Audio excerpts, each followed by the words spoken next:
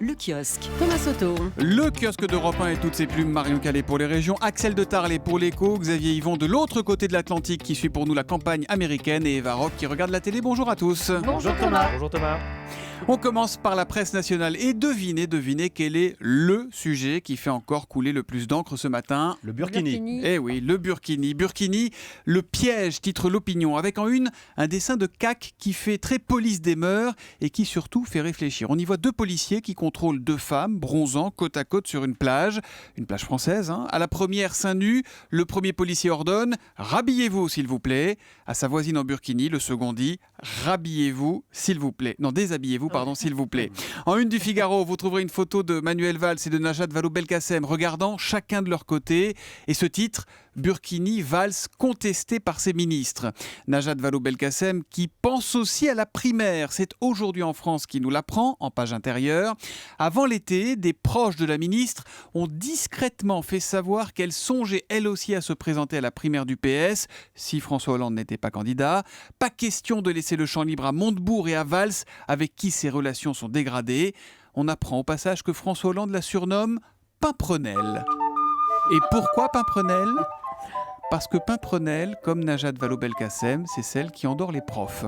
Autre ministre turbulent, Emmanuel... C'est pas moi qui le dis, c'est écrit dans l'article. Emmanuel Macron, qui accorde une longue interview aux Échos pour dire tout le bien qu'il pense de son bilan, mais qui reste discret sur son avenir au sein du gouvernement. Et puis il y a Libération, qui rend en une un double hommage à Michel Butor, la fin du nouveau roman, et à Sonia Rykiel, on l'évoquait, la fin de la femme nouvelle. Rykiel, éternellement rayée, écrit Libé. Sonia Rykiel, la mode en liberté, poursuit le Figaro. Elle était une icône libre de la mode pour l'humanité. Sonia Rykiel avait libéré le corps de la femme et on se dit, en lisant la presse ce matin, que notre époque aurait encore eu bien besoin d'elle. Marion Calais, 3-1 dans la presse quotidienne régionale ce matin. L'Est républicain s'inquiète pour les salariés d'Alstom à Belfort. Les futurs trains de manœuvre de la SNCF seront allemands. Un véritable coup dur, c'est un marché de 140 millions d'euros qui s'envole. Le stress des enseignants à la une de Midi Libre, stress face à l'application de la réforme des collèges, manque de préparation, suppression d'options. Certains profs se sentent sacrifiés. Soleil et chaleur à la une aussi, forcément. Le soleil redonne le sourire, écrit le journal de Saône-et-Loire. Il donne des idées aussi, saugrenues parfois. La dépêche du Midi raconte ainsi comment un détenu a tenté de faire entrer en prison une piscine gonflable par le biais de sa compagne.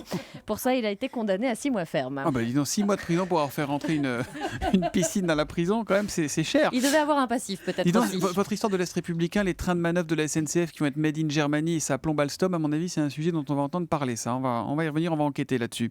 Un mois après l'assassinat du père Hamel, Paris-Normandie, Marion a recueilli le témoignage d'un agent du renseignement. Et c'est une forme de fatalisme qui se dégage de cet entretien, comme quand la policière évoque le mode opératoire à Saint-Étienne-du-Rouvray, une attaque au couteau. On ne peut rien faire contre ça, comme quand il est question du nombre de dossiers à traiter, des signalements de radicalisation qui arrivent de partout, notamment après chaque attentat. Un tel qui signale que son voisin ne s'est pas raté depuis 5 jours, qu'il est rentré à 23h au lieu de 22h. C'est un gros boulot de tri.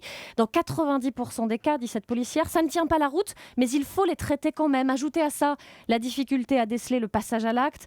Avant le 26 juillet, raconte-t-elle, on sentait que ça montait, mais pas forcément en Normandie. En tout cas, aujourd'hui, dans la région, quelques dizaines d'individus radicalisés sont sous surveillance. Des cas comme celui de l'assassin du prêtre qui avait tenté de passer en Syrie.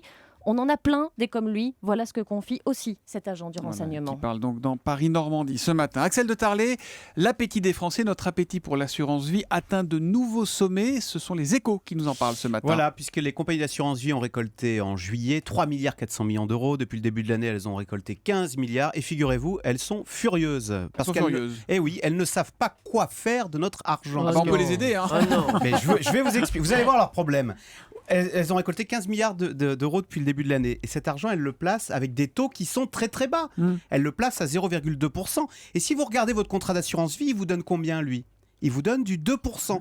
Donc imaginez, elles gagnent 20 centimes avec l'argent qu'on leur donne, mais à nous, il faut qu'elles nous donnent 2 euros. Eh bien, elles ne s'en sortent pas. Alors, elles arrivent à s'en sortir pour l'instant parce qu'elles ont des réserves, parce qu'elles ont de vieilles obligations d'État qui ont été achetées il y a 10 ou 15 ans quand les taux étaient à 4-5%, donc ça tient encore. Mais vous voyez bien qu'à terme, l'équation n'est pas tenable. Alors, ça veut dire que les taux d'intérêt qui baissent tellement, c'est bien dans l'immobilier, mais c'est pas bien pour le reste. Pour les compagnies d'assurance vie, c'est intenable. Du coup, que font-elles ? Elles disent... Elles essayent de nous appeler, vous allez voir ces jours-ci, elles disent « Vous voudriez pas plutôt investir en bourse ?» Parce que l'assurance vie, ça marche aussi avec la bourse, sauf que les Français ont horreur de la bourse. Alors ça s'appelle assurance vie unité de compte. Donc si vous avez un coup de fil de votre assureur vie qui va vous dire « Passez en unité de compte, mais ça reste de l'assurance vie », en fait, en décodé, ça veut dire passer en bourse. Mais la les Français bourse, elle est très instable en ce moment, on est d'accord, on n'a pas de visibilité. Écoutez, j'ai regardé, du coup, je voulais vous dire qu'elle avait... mais ça fait des années qu'on est autour des 4000 points, donc c'est pas fantastique. Mais enfin, les taux d'intérêt ne rapportent plus rien non plus. Donc vous voyez, c'est très dur de placer son argent, il faut le dépenser pour soutenir l'économie. Voilà, dépensez votre argent, vous dit Axel de Tarlet.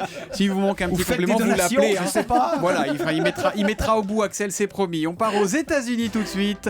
Une histoire de campagne dans la presse américaine avec vous, Xavier Yvon. Je ne me lasse pas de votre petite musique. Ce matin, le site d'info The Hill. On part dans le Colorado à la rencontre du patron du bureau local de campagne de Donald Trump, dont c'est assurément la première campagne pour ce garçon. Ah oui, je vous présente Weston Himmer. Il porte une veste un peu large, comme son idole. Il a le même appétit pour les phrases choc et il a 12 ans. Pardon ? C'est la chaîne de télé locale qu'il a déniché. Le jeune garçon dirige... Pas mal. C'est pas un Mickey. Le jeune garçon dirige le comité de campagne de Donald Trump dans une circonscription stratégique de la banlieue de Denver. Alors on le voit derrière un ordinateur passer très sérieusement des coups de fil pour recruter des volontaires. Get involved, impliquez-vous, répète-t-il de sa voix de prépubère. Alors officiellement sur le papier, c'est sa mère qui est la responsable locale de campagne, mais elle est tellement fière, dit-elle, de laisser son fils aux manettes. C'est un exemple, il faut éduquer les enfants, jusqu'à la rentrée scolaire. En septembre, après, ce sera plus dur de faire campagne au quotidien pour le jeune Weston. Alors, ça peut faire rire, ça peut paraître anecdotique, mais en fait, c'est assez révélateur d'un des problèmes de Donald Trump dans cette campagne. Il n'a pas assez de relais sur le terrain. Pour gagner une élection aux États-Unis, il faut un maillage très serré du territoire, des volontaires partout prêts à frapper aux portes, à cibler les électeurs indécis. Chez Hillary Clinton, comme chez Barack Obama avant elle, il y a une organisation quasi militaire qui quadrille les États. Rien de tout ça chez Donald Trump, réduit donc à s'en remettre à ce préadolescent dans un État qui en plus peut être décisif. Le politicien imberbe du Colorado, lui, s'imagine déjà dans la cour des grands en 2040, candidat à la Maison-Blanche. Comme son modèle. D'ailleurs, il a déjà un début de mèche blonde, c'est vrai. Et il a choisi son vice-président, Barron Trump, le dernier fils de Donald, qui a aujourd'hui 10 ans. Au moins, il a de l'humour, ce jeune garçon. Bon, au lieu de se présenter et d'aider dans la campagne américaine, il ferait mieux de participer à The Voice Kids, par exemple. Exactement. Et là, je me tourne vers vous, Eva Rock. The Voice Kids, TF1, 20h55. Le retour, c'est demain. Et c'est demain, des enfants de 7 à 15 ans pour la 3e saison, qui est toujours animée, évidemment, avec bienveillance par Nikos Aliagas. Et alors, dans les fauteuils rouges, vous allez retrouver Jennifer, Patrick Fiori et un nouveau coach, c'est M. Pokora. Ah oui ? Ah oui, exactement. Alors, au regard de ce premier épisode que j'ai eu la chance de voir, en l'occurrence, c'est les auditions à l'aveugle, moi, j'ai été épatée par le niveau des talents et surtout par la diversité des chansons qu'ils choisissent. Par exemple, Josiane, 14 ans, elle a choisi un Ave Maria.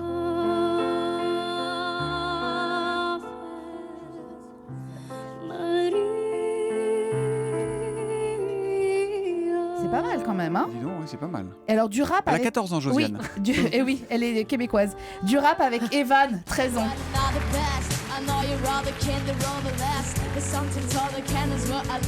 Dis donc, il y a du niveau quand même. Oui. Hein. Est-ce que vous aimez Stromae ? Oui. Alors Lou, elle a 11 ans et alors elle adore. 11 ans. 11 ans. Elle est incroyable. C'est énorme. Alors l'émission, elle est rythmée, le casting, il est soigné. Beaucoup de ses talents sont musiciens, ils suivent des cours de chant, mais c'est pas des bêtes de concours.